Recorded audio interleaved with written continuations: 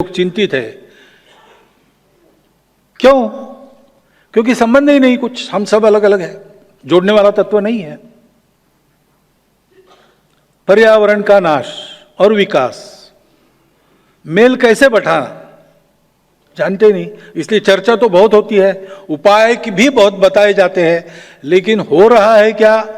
नहीं हो रहा है। क्योंकि उपाय तब होगा जब हम अपनी आवश्यकताओं पर संयम नहीं डालेंगे, नहीं होगा। संयम करना पड़ेगा। और इसलिए इस एक अधूरी दृष्टि से चल रही दुनिया को 180 डिग्रीज अपने आउटलुक को बदलना पड़ेगा। और वो आउटलुक है धर्म। धर्म यानी रिलीजन नहीं, पूजा पाती खान पान वगैरह इन सबसे परे धर्म है। मोक्ष के तरफ ले जाने वाले रास्ता यानी रिलीजन है। परंतु सभी रिलीजन्स पर उनको चलाने वाला, religion on the top of religion, वो धर्म है। उसमें विविधता का स्वीकार है। वो धर्म एक संतुलन सिखाता है। हमको भी जीना है, प्रकृति को भी जीना है, मुझे भी जीना है, समाज को भी जीना है। सबकी सत्ता है। अति व्यक्तिवाद नहीं चाहिए, लेकिन व्यक्ति का महत्व है, व्यक्ति की सत्ता है। व्यक्ति की सत्ता है, समाज की सत्ता है, सृष्टि की सत्ता है। उनकी अपनी अपनी जगह है, अपनी अपनी मर्यादा है। उसको पहचान कर संतुलित ढंग से जीवन जीना, संतुलित ढंग से जीवन जीना सिखाना, वो जो नियम है संतुलन का, वो धर्म है। धर्म ये बैलेंस है, वो किसी एक्सट्रीमिटी पर जाने नहीं देता। इसलिए धर्म को हमारे यहां कहते हैं मध्यम मार्ग, द मिडल वे।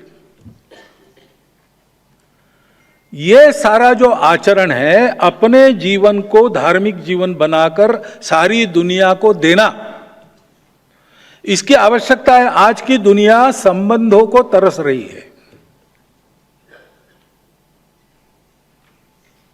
और संबंध आज भी जतन किए जाते हैं, देखे जाते हैं, माने जाते हैं। ऐसा दुनिया का सबसे आगे देश कौन सा है? वो भारतवर्ष है। और ऐसा क्यों है? क्योंकि भारतवर्ष की यह परंपरा है। स्वामी विवेकानंद कहते थे, every nation has a message to deliver, a mission to accomplish, a destiny to fulfil. Bharat की डेस्टिनी क्या है? वो कहते थे, भारत धर्मप्राण देश है, दुनिया को समय समय पर धर्म देना यह भारत का कर्तव्य है।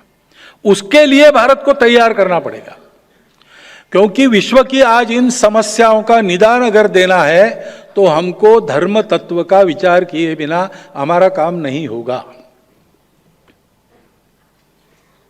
कई प्रकार के प्रश्न आते हैं, आर्थिक उन्नति के प्रश्न आते हैं, लेकिन आर्थिक उन्नति पर्यावरण के लिए नाशक बनती है। आर्थिक उन्नति के कारण गरीब और अमीरी, इनमें जो दूरी है वो बढ़ रही है सर्वत्र। और आर्थिक उन्नति में दक्षिण के देश शिकायत करते कि हमको लूटा जा रहा है।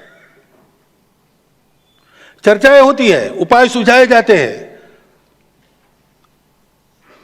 कुछ लिपापोती के जैसे उपाय हो भी जाते हैं, परंतु समस्याएं गई नहीं है। इसकी चर्चा बहुत हो रही, इन सब बातों की। शांति की चर्चा हो रही, पर्यावरण की चर्चा हो रही, उदारता की चर्चा हो रही, उपाय भी बहुत सुझाए जा रहे हैं। अच्छे अच्छे लोगों ने इसमें काम किया है, परंतु result is far away and going far away. क्योंकि प्रामाणिकता से इसको सोचकर इसके लिए आवश्यक संयम त्याग जीवन में लाना, इसके लिए आवश्यक संतुलित विचार अपने बुद्धि का बनाना, ये काम करना पड़ेगा। उसके लिए धर्म दृष्टि को जानना पड़ेगा। ये धर्म ये यूनिवर्सल है। वो हम भारत के लोग धर्म की बात करते हैं तो भारतीय खोज नहीं है, सृष्टि के प्रारंभ से वो अस्तित्व में है। जैसे गुरुत्वाकर्षण है, गुरुत्वाकर्षण है, आप मानो या आप मत मानो, वो तो आपकी मर्जी है। गुरुत्वाकर्षण पहचान कर मान कर चलेंगे तो बहुत बातें आपकी सरल हो जाएगी, नहीं मानेंगे तो आपको ही ठोकर लगेगी। ऐसे एक छोटे से कण का स्फोट होके इतना सारा विश्व बना, उसकी जो गति है उसको पहचान कर उसको ठीक से चलाने वाला जो एक प्राकृतिक नियम है वो धर्म है। उसको पहचान कर अपने जीवन में एक अनुशासन लाना पड़ता है, संयम लाना पड़ता है, त्याग लाना पड़ता है। और इसलिए यह धर्म विश्व धर्म है। हिंदू समाज संगठित होगा तो क्यों होगा? विश्व धर्म प्रकाशेण विश्व शांति प्रवर्तकई। विश्व शांति का प्रवर्तन करने वाला विश्व धर्म दुनिया को देने के लिए। धर्म सर्वत्र जाना चाहिए, इसका मतलब सब जगह जाके कन्वर्शन नहीं करना है। धर्म में कन्वर्शन होता नहीं। धर्म एक सत्य तत्व है जिसके आधार पर सब चलता है, जिसके आधार पर सब चलता है वही धर्म है। उसको स्वभाव कहते हैं, उसको कर्तव्य कहते हैं। वो पानी का धर्म है जलाना, बहना, अग्नि का धर्म है जलाना, ऐसा हम कहते हैं। तो एक प्राकृतिक गति जो है उसको पहचान के उसके आधार पर पुनर्रचना मनुष्य जीवन की करनी पड़ेगी। वो प्राकृतिक गति पहचान कर चलना यानी धर्म से चलना है। इस धर्म जीवन को देना है, और बाय नॉट बाय प्रीचिंग और conversion, not by preaching, not by conversion, by example, by practice.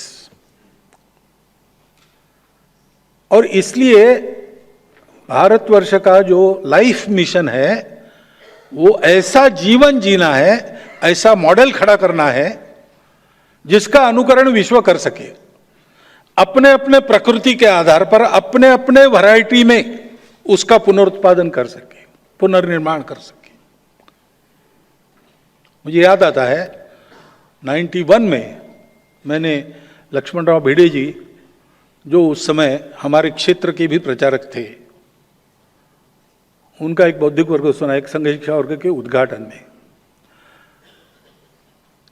तो भारत के बाहर रहने वाले लोग थे, उनका था वर्ग। तो उन्होंने उनको कहा कि देखो, सब जवान लोग थे, बिलो 30। उनको कहा कि ये बाहर जो हिंदू संगठन का काम चलता है उसमें आपकी ये तीसरी पीढ़ी है। पहली पीढ़ी ने ये दिखा दिया कि संघ की शाखा सब जगह चल सकती है। जहाज पर शुरू हुई और आज विदेशों में संघ के स्वयंसेवक वहां के हिंदुओं को संगठित करने का काम अलग अलग संगठनों के माध्यम से कर रहे हैं। ये शाखा पद्धति ही लेकर चलते हैं, वो सब जगह अच्छा जीवन उत्पन्न कर सकती है। दूसरा, उन्होंने कहा कि दूसरी पीढ़ी ने ये सिद्ध किया कि संघ के स्वयंसेवक बनने के बाद ये शाखा ट्रेनिंग है उससे मनुष्य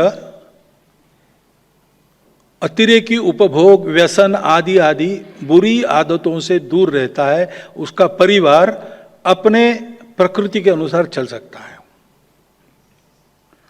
उन्होंने कहा आपकी तीसरी पीढ़ी है, आपके कंधे पर यह दायित्व आ रहा है अब कि आपको ऐसा संघ वहां अपने देश का खड़ा करना है जिसको देख के उस देश के वासी जो है वो कहेंगे हमारा ऐसा एक आरएसएस होना चाहिए।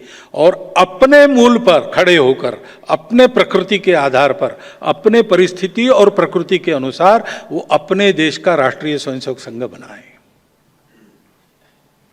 ये प्रोसेस होगा। और मुझे बड़ा आनंद है,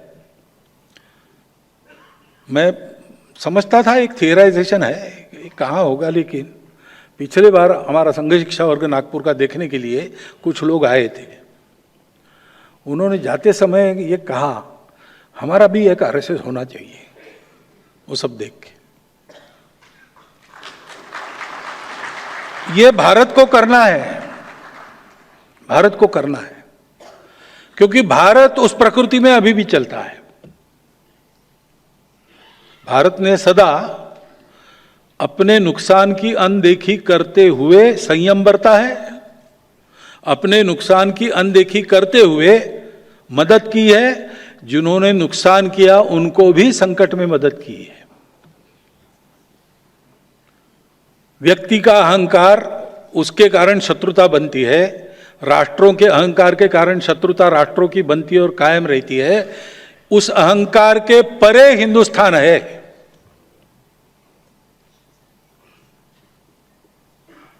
लेकिन व्यक्ति जीवन से लेकर तो पर्यावरण तक सारी बातों में कैसा रास्ता हो, ये दिखाने के लिए भारत के समाज को अपना उदाहरण पेश करना पड़ेगा। अब ये बात 40 साल पहले भी हमारे द्वितीय सरसंघ चालक पूजनीय गुरु जी, उनके भाषणों में कई बार आई है। रज्जू भैया सरसंघ चालक थे, उसके बाद उन्होंने सुदर्शन जी को सरसंघ चालक बनाया। उसके पहले 1-2 प्रतिनिधि सभा पहले उनका प्रतिनिधि सभा में उन्होंने कहा था कि अब हमको विश्व की बात करनी चाहिए। तो विचार तो पहले से था, परंतु ये विचार बोलने में तो था हमारे, लेकिन हम कहते किसी को, आज जो मैं बोल रहा हूं वो उस समय अगर मैं बोलता, एक तो वो बुलाने से आप आते नहीं,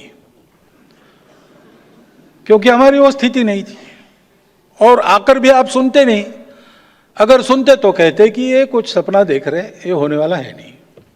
भारत की भी वैसी स्थिति नहीं थी, आज है। आज भारत की वैसी स्थिति है, आज संघ की ऐसी स्थिति है। जो मैंने कहा अनुकूलता है, क्यों है? सारा समाज मानता है, विचार को मानता होगा, नहीं मानता होगा, परंतु हमारी साख को मानता है, उसका विश्वास है। और इसलिए हम कुछ बात कहते हैं तो समाज सुनता है, और इसलिए 100 साल पूरे हो रहे हैं। आगे का पड़ाव क्या है? तो आगे का ये पड़ाव रहेगा हमारा कि जो हम संघ में कर रहे हैं वो सारे समाज में हो। चरित्र निर्माण का काम, देशभक्ति जगाने का काम, और सारे समाज में हो नहीं रहा ऐसा नहीं है, करने वाले लोग हैं। यही काम अन्य अन्य पद्धति से करने वाले लोग हैं, व्यक्तिशाह करने वाले लोग हैं, संगठन भी है।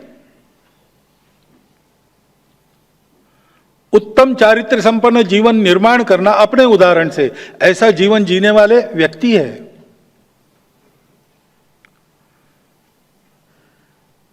ये है, सामने नहीं आए।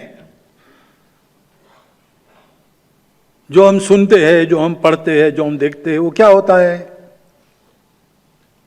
कभी कभी एयरपोर्ट पे बैठने का मौका होता है, टीवी पर वो आता है,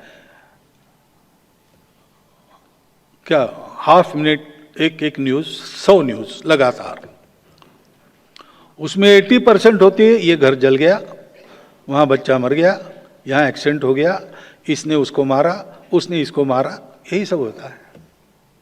अब ये न्यूज है। कुत्ता आदमी को काटे तो न्यूज नहीं है, आदमी काटे तो न्यूज है, तो न्यूज वही आती है। हमको लगता है कि बहुत खराब हो रहा है, बहुत खराब हो रहा है। खराब तो हो रहा है। ये जो सारे 7 पापों के संकट है, भारत सहित सब पर है, और सबको चिंता करनी पड़ेगी। परंतु भारत में आज जितना बुरा दिखता है, उससे 40 गुना ज्यादा अच्छा समाज में है।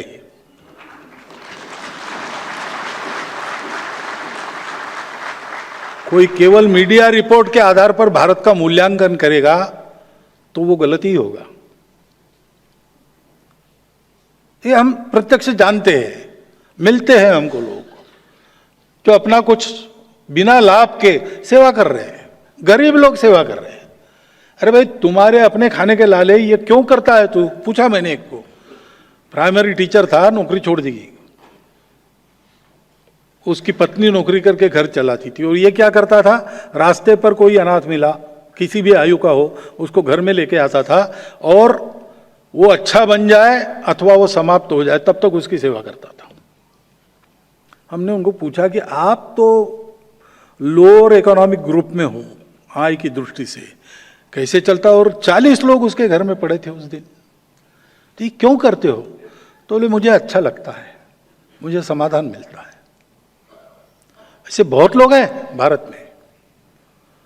धर्म का व्याख्यान मैं यहां दे रहा हूं, लेकिन धर्म को जीने वाले गांव गांव में मिलेंगे आपको, शहरों की झुग्गी झोपड़ियों में भी मिलेंगे। ये सारा जो भारत का बल है, जो आज बिखरा है लेकिन सक्रिय है, उसको एक पूरक रचना में बांधना है। और इसलिए क्या होना चाहिए 100 साल के बाद? अब जो मैं कहूंगा वो तो पहले संघ में अप्रूव होना पड़ेगा। वो संघ की प्रतिनिधि सभा तय करती है, मैं तय नहीं करता हूं। लेकिन उनके सामने क्या है ये मैं बता सकता हूं, उनके विचार में क्या है। ये अगर हमको करना है तो हमको समाज के कोने कोने में पहुंचना पड़ेगा। कोई व्यक्ति, कोई कुटुंब अनटच्ड न रहे, ऐसा हमारे कार्य का विस्तार हमको करना पड़ेगा। भौगोलिक दृष्टि से सब तरफ, एक एक गांव में, एक एक गली मोहल्ले में, एक एक घर तक, समाज के सब वर्गों में और समाज के सब स्तरों में, गरीबी रेखा के नीचे वालों से लेकर तो अमीरी रेखा के ऊपर वालों तक, और अपने समाज की इतनी विविधता है, जाति पंथ संप्रदाय सबकी, उन सब तक ये विस्तार द्रुत गति से करना, जल्दी से जल्दी संपूर्ण समाज में समाज को संगठित करने वाला संघ का उपकरण शाखा पहुंच जाए। वो शाखाएं अपने अपने बस्ती की, अपने अपने गांव की संभाल करे। इस दृष्टि से ऐसा एक संगठन का जाल जल्दी से जल्दी उत्पन्न करना, ये पहली बात रहेगी। उसी के भरोसे सब होगा। और ये जो सज्जन शक्ति बिखरी पड़ी है, समाज के सब वर्गों में है, सब स्तरों में है, उनको संपर्कित करना। हम उनसे संपर्क करेंगे और उनका आपस में संपर्क भी बनाएंगे, ताकि वो लोग करे काम, अपना अपना काम करे, अपने अपने रीति से करे। कोई संघ में आकर ही उनको करना चाहिए ऐसा नहीं है। केवल नेटवर्किंग रखे, उनको पता रहे कि और भी लोग हैं, और भी लोग हैं। ये पता रहने से और उत्साह बढ़ता है, आदमी काम करता है। और इन सब का करना परस्पर पूरक हो जाए। बाधक तो होता ही नहीं, अच्छा ही काम करते सब लोग, लेकिन कॉन्शियसली एक कॉम्प्लीमेंटेशन उनका हो जाए, उनमें कोऑर्डिनेशन आ जाए, ताकि सब लोग मिलकर समाज के परिवर्तन के काम में अग्रसर हो जाए। दूसरी बात है कि ये होना है तो इतना बड़ा समाज है, इतनी सारी विविधताएं हैं, और जैसा मैंने कहा कि सृष्टि की विविधताएं परस्पर विरोधी भी होती है, किसी कारण टकराव भी पैदा होते हैं। तो समाज में अविश्वास और दुर्भावना है तो समाज इकट्ठा होकर कोई काम डिलीवर नहीं कर सकता। इतना बड़ा काम समाज को करना है तो उसको तैयार होना पड़ेगा। उसके लिए आपस में सद्भावना अतिशय आवश्यक काम है। तो हम प्रयास करेंगे कि समाज के ऐसे सब जो वर्ग है, उनको चलाने वाले लोग होते हैं, उनके मुखिया लोग होते हैं, उनके ओपिनियन मेकर्स होते हैं, ऐसे लोगों में परस्पर नित्य संबंध बना रहे और परस्पर नित्य संबंध के चलते वो मिलते रहे और मिलकर वो 3 काम करे। जिस वर्ग से वो संबंधित है उस वर्ग की उन्नति, भौतिक और नैतिक दोनों प्रकार की, रूढ़ी कुरीतियों से उनकी मुक्ति, उनके जीवन में सुधार, उसके साथ साथ उनको ये एहसास हो सबको, अपने वर्ग के लोगों को, कि हमारा एक वर्ग है समाज का, हमारी एक विशिष्टता है, लेकिन उसके बावजूद हम इस पूरे समाज के अंग है, पार्ट एंड पार्सल। ये पूरा समाज रहेगा तो हमारा अस्तित्व रहेगा और हमारा बढ़ना पूरे समाज के बढ़ने का कारण होना चाहिए। ये एक समझदारी उनकी बने, ये पहला विषय है। दूसरा विषय है कि ऐसे सब वर्गों के लोग मिलकर जब बात करेंगे तो सोचेंगे कि जिस भौगोलिक कार्यक्षेत्र में हम हैं उस कार्यक्षेत्र में अगर कोई अभाव है और अगर कोई समस्या है तो उस समस्या का निरसन और अभाव की पूर्ति हम अपने बलबूते कितनी कैसी कर सकते हैं उसको तय करना और अगले मिलने के पहले उसको पूरा करना। तो जो पहली बात कही मैंने कि हम पूरे समाज के अंग हैं, ये भाव और पक्का होगा, वो अनुभूत बात हो जाएंगी। और तीसरी बात है कि हम सब लोग मिलते हैं आपस में, हम वर्गों में कोई दुर्बल वर्ग अगर है तो उसके लिए हम सब मिलकर अगली बैठक के पहले क्या करेंगे, क्या आवश्यक है, वो हम हमारे बलबूते कितना और कैसा कर सकते हैं वो तय करके उसको पूरा करना। ये एक समाज के स्वभाव में आ जाए, वो एक सहज स्वाभाविक प्रक्रिया बन जाए, इसका प्रयास हम लोग करेंगे।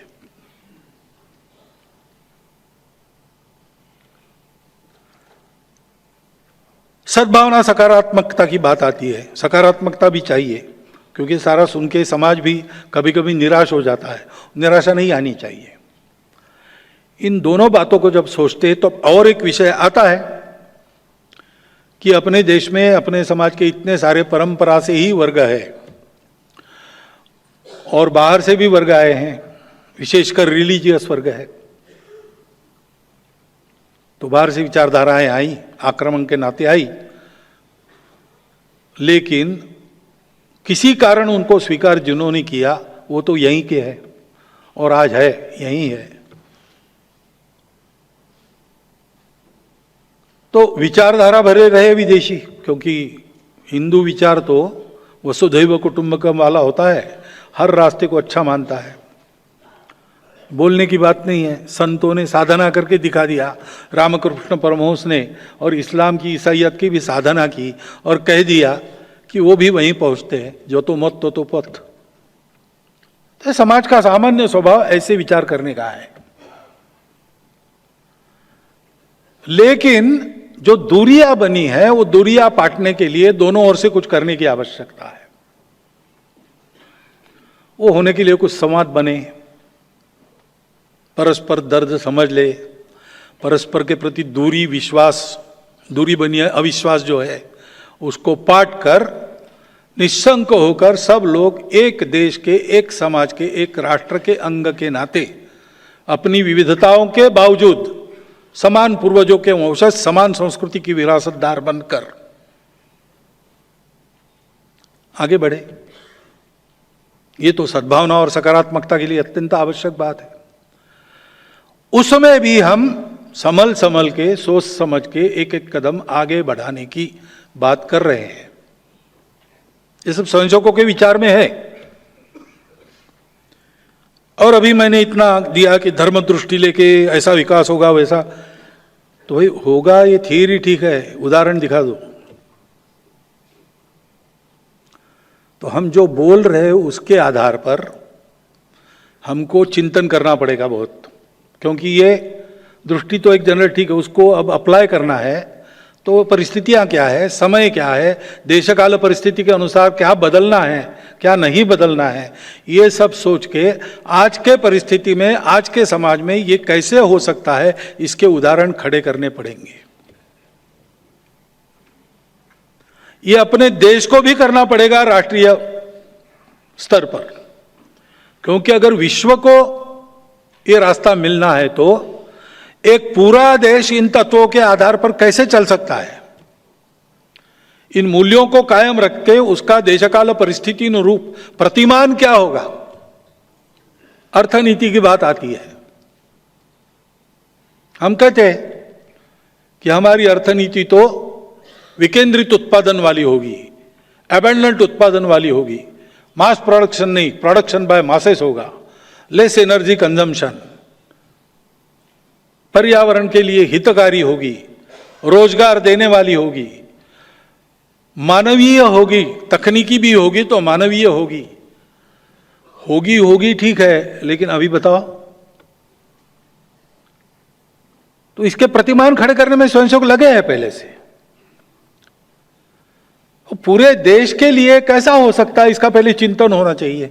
उस चिंतन में केवल संघ वाले रहे ऐसा नहीं है, बहुत सारे आर्थिक दृष्टि से प्रवीण लोग हैं, जानने वाले लोग हैं, अलग अलग मत होते ही है, इश्यूज पर मत हमेशा अलग अलग होते हैं।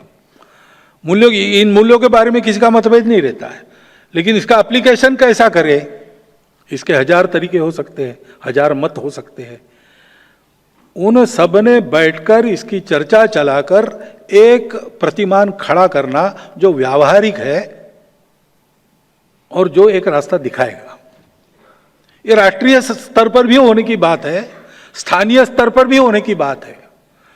छोटे छोटे स्थानीय प्रतिमान खड़े करने में तो अब स्वयंसेवक आगे बढ़े हैं, यश है। केवल स्वयंसेवक नहीं, और भी लोगों ने ऐसे प्रतिमान खड़े किए हैं। उन सब से नेटवर्किंग करना, एक्सचेंज करना, ये सब चल रहा है। परंतु इन सब के एक सुसूत्रता के आधार पर पूरे देश का ऐसा चिंतन बनाना, एक प्रतिमान प्रस्तुत करना, इसकी आवश्यकता है। इस दिशा में हमको आगे बढ़ना पड़ेगा, हम लोग आगे बढ़ेंगे। फिर ये हम बोल रहे हैं, लेकिन ये बात समझ में तब आएगी क्योंकि अपरिचित आदमी बोलता है तो लोग सोचते हैं बोल तो ठीक रहा है, इसके अंदर क्या है। और अपरिचित आदमी बोलता है तो परिचय तो होता है, जैसे मंच से मेरा परिचय हुआ। अब उन्होंने जो बताया वो आपको पता है, लेकिन मैं कैसा हूं ये आपको अभी पता नहीं है। वो आप मिलेंगे, 10 बार मिलेंगे, इस स्थिति में क्या किया, ऐसा सब देखेंगे तब आपको पता चलेगा कई सालों के बाद। तो बताया जाता है, लेकिन बताया जो जाता है उसका विचार हो जिनको सुनाते हैं उनसे, इसके लिए भी एक संबंधों की स्थिति आवश्यक है। तो इस विचार के आधार पर सर्वत्र संपर्क होना पड़ेगा और सबसे पहले पड़ोसी देशों में होना पड़ेगा। भारत के अधिकांश पड़ोसी देश पहले कभी भारत ही थे, लोग वही है, ज्योग्राफी वही है, नदियां वही है, जंगल वही है, सब कुछ वही है, बस नक्शे पर रेखाएं खींची गई। तो पहला तो कर्तव्य बनता है कि ये जो अपने ही है वो अपनत्व की भावना से जुड़ जाए। देश रहेंगे अलग अलग, पहले भी थे, लेकिन जो विरासत में मूल्य मिले हैं उनके आधार पर इन सब की प्रगति हो, इन सब की प्रगति हो, इसमें भारत का अवदान हो, कुछ योगदान हो। सबसे बड़ा भारत है और इसलिए उनको जोड़ना, उनके यहाँ ध्यान देना, वहाँ शांति रहे, वहाँ स्थिरता रहे, वहाँ विकास हो, वहाँ का पर्यावरण ठीक रहे, वहाँ लोगों में संस्कार हो। पंथ संप्रदाय अलग अलग होंगे, परंतु संस्कार के बारे में किसका मतभेद है क्या? ऐसा बिल्कुल नहीं है। इसके लिए हम प्रयास करते हैं तो सभी जाति वर्ग के, सभी पंथ संप्रदायों के लोग इसमें सहमत है, ये सब हो। इस दृष्टि से जिसको आज की भाषा में आउटरीच कहते हैं, हम कहते हैं संपर्क, जीवंत संपर्क, मनुष्यों का मनुष्यों से मिलना, हृदय से हृदय की बात करना, man to man contact, heart to heart talk, यह शुरू होना चाहिए। उसमें से जो विकसित होगा, उस वातावरण के चलते ये संबंध परस्पर पूरक बनेंगे, अच्छे बनेंगे, विश्व के लिए उपकारक बनेंगे। इस दृष्टि से हम क्या कर सकते हैं, ये भी स्वयंसेवकों के मन में चलता है। अब ये सब करना है तो मुख्यतः जो भारतवर्ष आज है उसके समाज की गुणवत्ता काम करेगी, उसका जो चित्र दिखेगा। नहीं तो हम ये भाषण तो हम कर सकते हैं, लेकिन लोग कहेंगे आपके यहाँ क्या है, आपके यहाँ कैसा है। तो शुरू तो अपने घर से करनी पड़ेगी। इसलिए इस हमारे विस्तार के आधार पर हमने सोचा है कि एक संगठित कार्यशक्ति खड़ी हो और संगठित कार्यशक्ति के आधार पर समाज का परिवर्तन हो। समाज का परिवर्तन यानी व्यवस्थाओं का परिवर्तन नहीं होता है, समाज का परिवर्तन यानी समाज के आचरण का परिवर्तन होता है, समाज की संगठित अवस्था का निर्माण होता है, उसके आधार पर व्यवस्था बदलती है, नहीं तो व्यवस्था बदलती नहीं। कोई व्यवस्था अपने आप को बदलती नहीं है।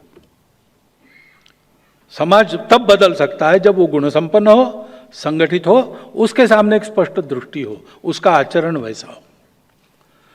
तो आचरण से बात शुरू करनी है, तो इस आचरण में परिवर्तन लाने वाले कुछ काम हमने शुरू किए हैं, आपके कान पर आए भी होंगे, लेकिन फिर एक बार मैं उल्लेख करता हूं, क्योंकि अब हम स्वयंसेवक और उनके घरों में ये काम हो, उसके आधार पर अड़ोस पड़ोस के समाज को उसमें सहभागी करते हुए समाज में ये प्रवर्तित हो।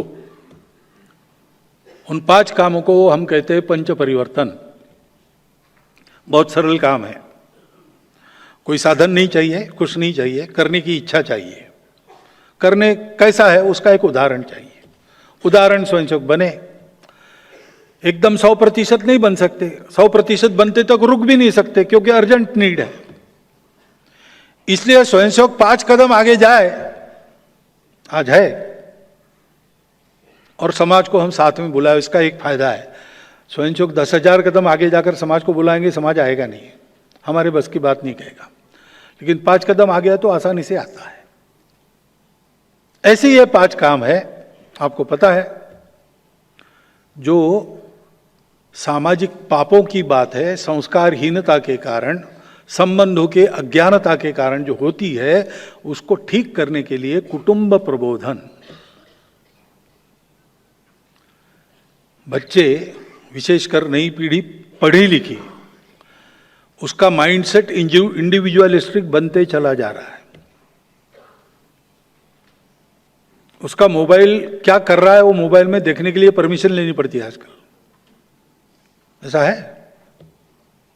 सब प्राइवेट रहता है, वो क्या कर रहा है वो बताता नहीं। हम पूछेंगे तो लिमिटेड बताता है, ज्यादा पूछेंगे तो उसको लगता है कि ये टायरनी है। जो उसको फीड किया गया है वैसा कर रहा है।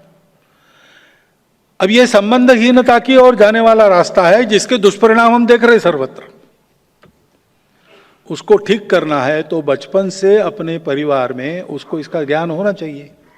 और इसलिए परिवार के सब लोगों ने सप्ताह में एक बार बैठना, निश्चित समय पर घर पर रहना, श्रद्धानुसार भजन करना, घर में बनाया हुआ भोजन मीन मेघ निकाले बिना करना, और उसके बाद 3-4 घंटा गपशप करना।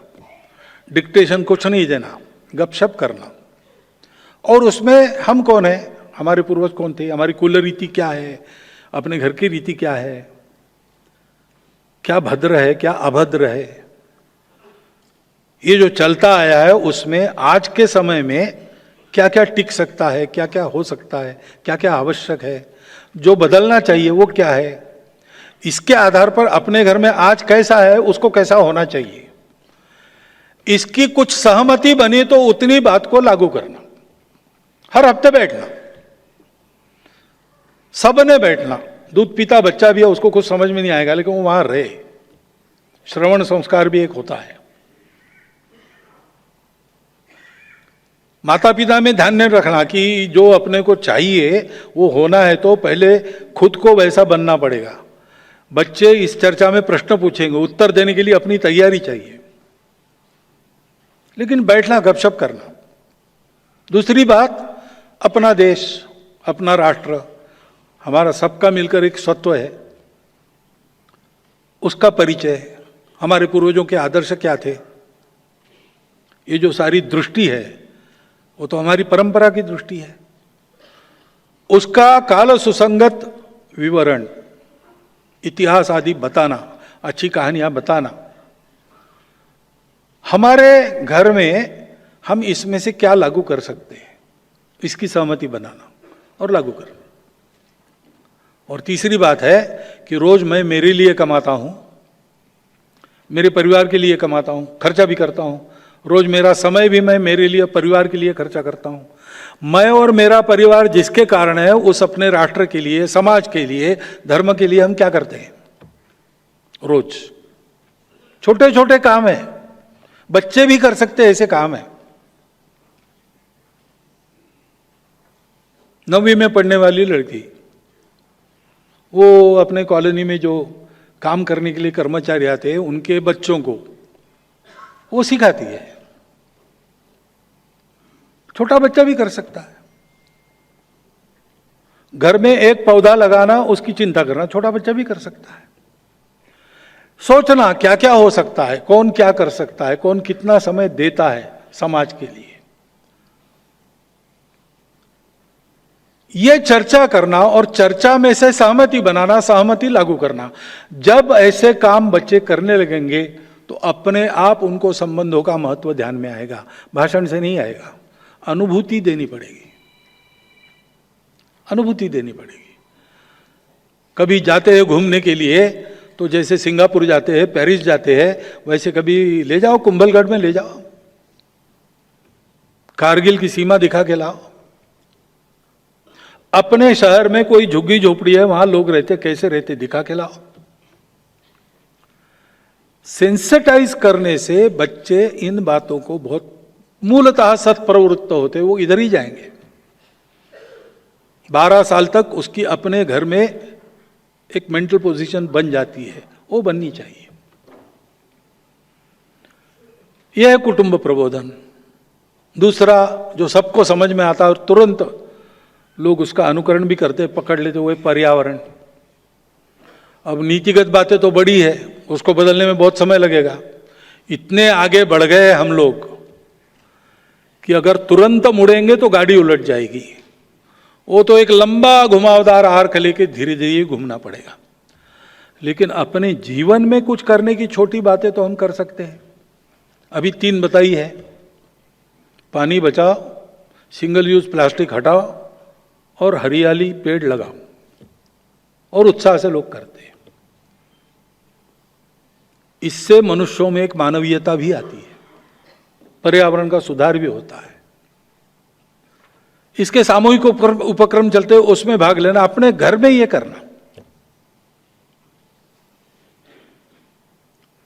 तीसरी बात है सामाजिक समरसता, जो करने में कठिन है लेकिन करनी ही पड़ेगी। समानता, समता की बात करना तो आसान है, लेकिन ये विषमता कहाँ है?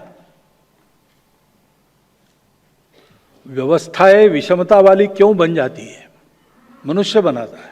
ये विषमता मनुष्य के मन में है।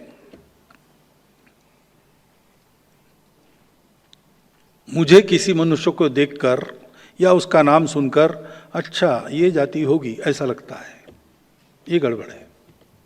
मनुष्य को देखकर मैं एक मनुष्य को देख रहा हूं ऐसा मुझे नहीं लगता, मैं एक जाति वाले को देख रहा हूं ऐसा मुझे लगता है। क्लास 1 है कि क्लास 4 है ऐसा मुझे लगता है।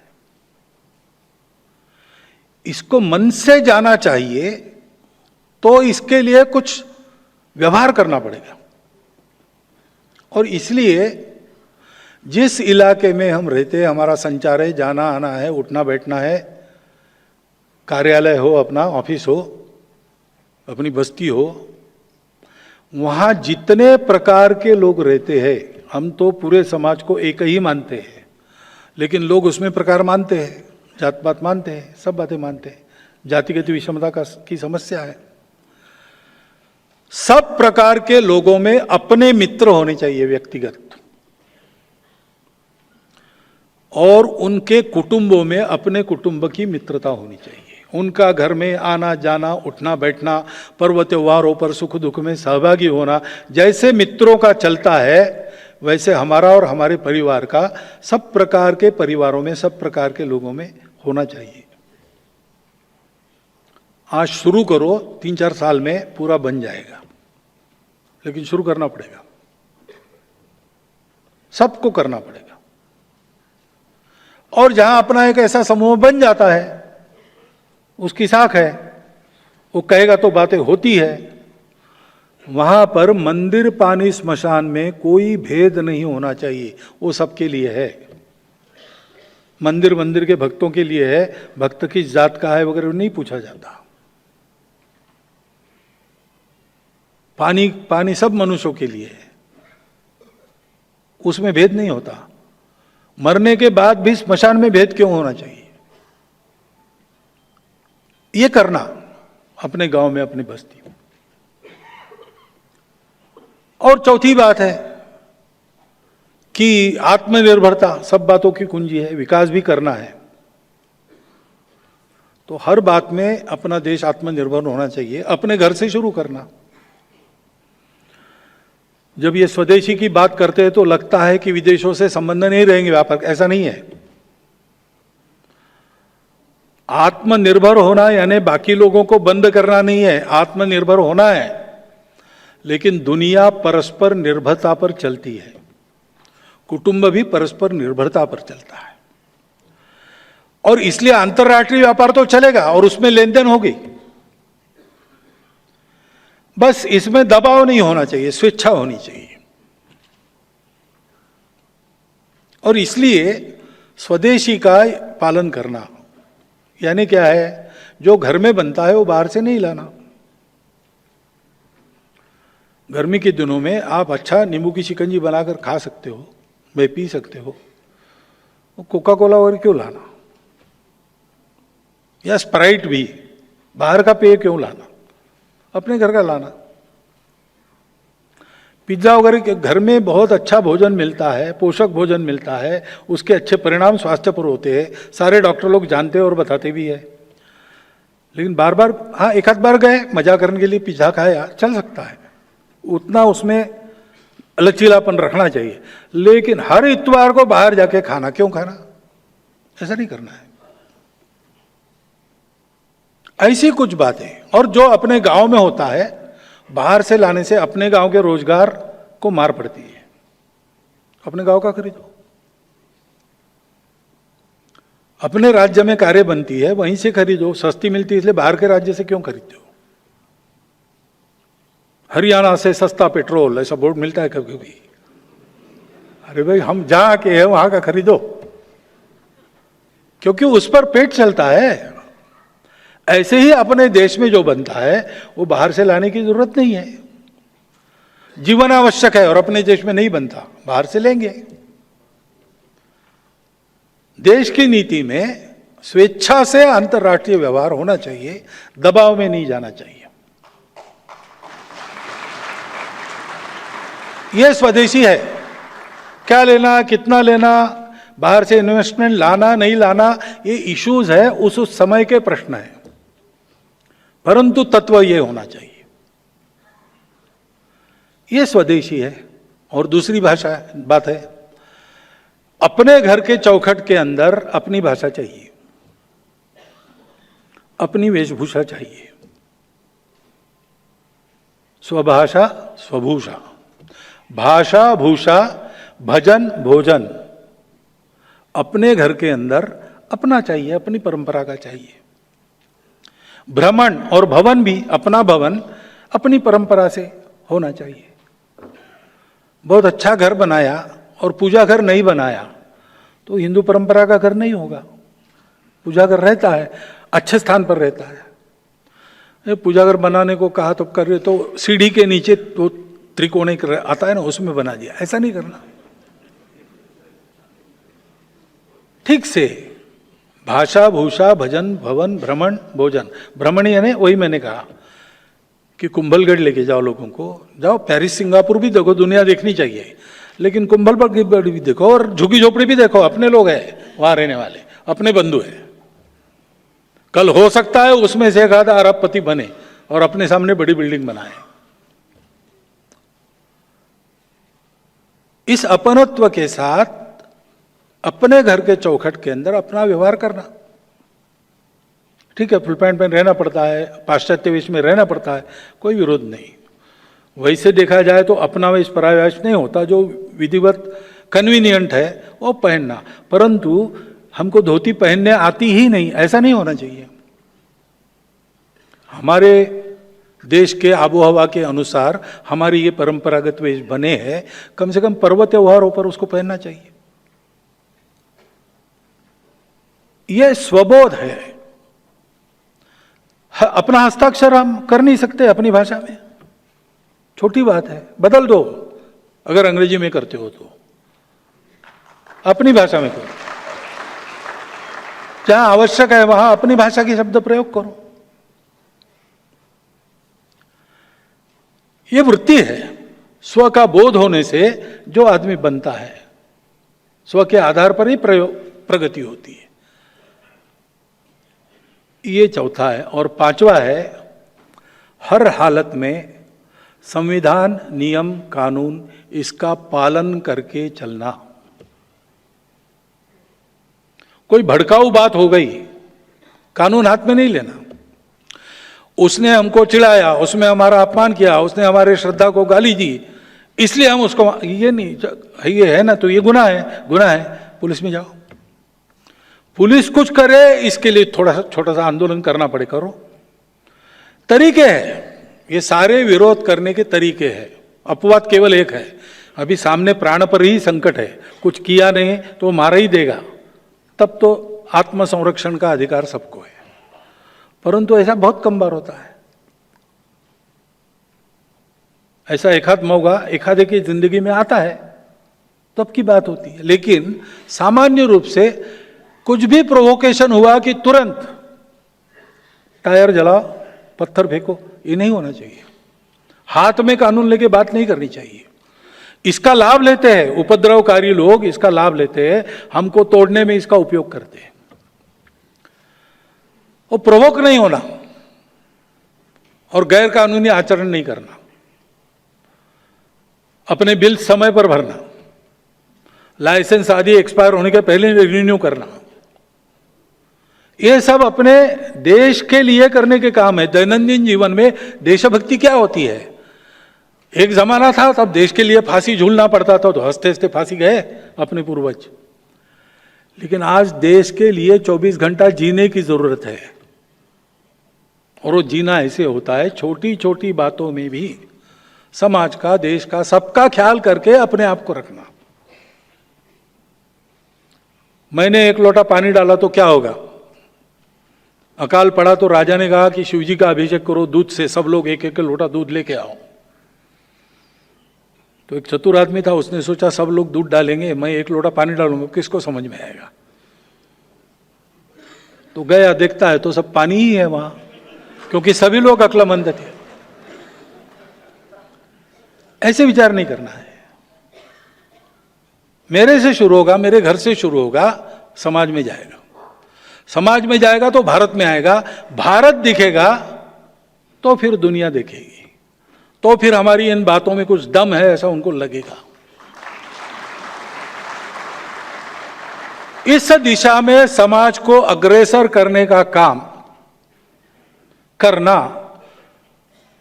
हमारे संघ ने ये करना चाहिए, हम इसको करेंगे। इस प्रकार की चर्चा स्वयंसेवकों में चल रही है। उस चर्चा के बाद निर्णय होगा, और निर्णय में इतना लग रहा है लोगों को इसमें से कई बातें तो होगी, पंच परिवर्तन बात तो होगी ही होगी, लेकिन बाकी भी बातें मैंने की है उस दिशा में आज नहीं कल होना है। आज होना है कि नहीं उसका निर्णय हमारी प्रतिनिधि सभा करेगी, हमारी सरकार आज ही बताएंगी। परंतु ये सब करना है क्योंकि भारत बने, हम रहे या ना रहे, भारत ये रहना चाहिए। ये मेरे लिए भी रहना चाहिए, आपके लिए भी रहना चाहिए, ये भारत के अपने लिए भी चलना, ये दुनिया के लिए भी रहना चाहिए, क्योंकि इस धर्म को देने वाला दूसरा नहीं है, हमको देना पड़ेगा। ये हमारा काम है, अहंकार नहीं इसमें करना। हम कोई तिस्मार खाए सारी दुनिया को छड़ी लेके सिखाएंगे, ये विश्व गुरु पद नहीं है। विश्व गुरु पद है अत्यंत विनम्रता से जाना, अपने आचरण से सिखाना। एक बंगाली कविता में कहा है, हिंदू कीर्ति सिंधु मतित अमृत भांड हाथी, बाहिरे विश्व तव वीर सु तुम्हारे आशीष मांगे। हे भारत माता, तुम्हारी कीर्ति से मथित ये पात्र लेकर बाहर विश्व में तुम्हारे जो लोग हैं, तुम्हारे जो पुत्र है, वो तुमको आशीर्वाद मांग रहे। तादेर मुखेर मधुमय बानी सुने थेमे जाए शोभानानी। उनकी मधुर वाचा सुनकर विश्व के कलह समाप्त हो रहे। से महादिनेर महा इतिहास चित्त भोरिया। ऐसा इतिहास जिस दिन बनेगा उसको चित्त भर के श्रवण करो। भारत का ये विश्व में समय समय पर अवदान होना ये ईश्वरीय योजना है। उसके लायक हम सबको बनना है, अपने देश को बनाना है। और राष्ट्रीय स्वयंसेवक संघ इसीलिए है the evolution of life mission of Hindu nation. और इसलिए ये किसी का है और किसी का नहीं, ऐसा नहीं है, सबका है। मतांतर अनेक होते हैं, पार्टियां अनेक होती है, स्वार्थ अलग अलग होते हैं। इन सबसे परे जाकर केवल और केवल देश का तेरा वैभव अमर रहे मां, हम दिन चार रहे न रहे, इस प्रकार का विचार करके अपनी सारी योजना करके संपूर्ण समाज को ही संघ बनाने का ये काम है। संघ को ये अहंकार नहीं है, संघ को ये चाहिए भी नहीं कि कल क्रेडिट बुक में लिखा जाए कि ये संघ के कारण हुआ। संघ चाहता है कि इस देश के समाज ने एक ऐसी छलांग लगाई, ऐसी छलांग दिखाई, जिसके चलते भारत का कायापलट तो हुआ ही, संपूर्ण विश्व में एक सुख शांतिपूर्ण नई दुनिया खड़ी हो गई। ये करने के लिए संघ का काम है। इसको आप संघ के अंदर आके देख सकते, जो मैं बोल रहा हूं वो सारा वहां है। कभी भी बताकर बिना बताए संघ के घरों में जाइए, शाखा में जाइए, संघ के कार्यक्रमों में रहिए, आपको ये सारी बातें वहां बीज रूप में या धीरे धीरे विकसित होते हुए मिलेगी। मैं ये जो सब बता रहा हूं संघ का प्रचार करने के लिए नहीं बता रहा हूं, मैं ये सब बता रहा हूं संघ क्या है आपको बता रहा हूं। ये फैक्ट्स है। आप जो भी सोचेंगे संघ के बारे में वो फैक्ट्स पर आधारित होना चाहिए। कन्विंस आप हो, ये मेरा आग्रह नहीं है। ये सब सुनकर आप विपरीत मत भी बना सकते, लेकिन सरसंघ चालक ने ये जो बताया या संघ में हमने जो जाके देखा उसके आधार पर हम ये कर रहे, ऐसा कहने की आपको मोहलत होनी चाहिए। इसलिए ये आपने सुना है, यहाँ रुकिए नहीं, समय समय पर एकदम सब लोग आएंगे तो हमारे पास जगह नहीं है। बारी बारी आप सब लोग आके संघ को अंदर से देखिए, संघ को समझिए, और अगर ये बात आपको ठीक लगती है, जो मैंने बताई वहाँ मिलती है, तो अपने व्यक्तिगत जीवन से लेकर तो सारे विश्व के जीवन को संभालने वाला, विश्व धर्म विकसित करने के इस काम में भारत को तैयार करने वाला ये अभियान, उसके आप सहयोगी कार्यकर्ता बनिए। इतनी एक बात आपके सामने अनुरोध के रूप में रखता हूँ। 2 दिन लंबे भाषण आपने मेरी सुन ली है, इसलिए आपका धन्यवाद करता हूँ। और कल आपसे प्रश्नों को आमंत्रित करता हूँ। इतने सारे प्रश्न आएंगे तो उसको थोड़ा बनाना पड़ेगा, छूटेगा कुछ नहीं, विषय सब आएंगे, लेकिन प्रश्न कंडेंस्ड हो गए। इतनी एक बात बताता हूँ और मेरे 4 शब्द समाप्त करता हूँ।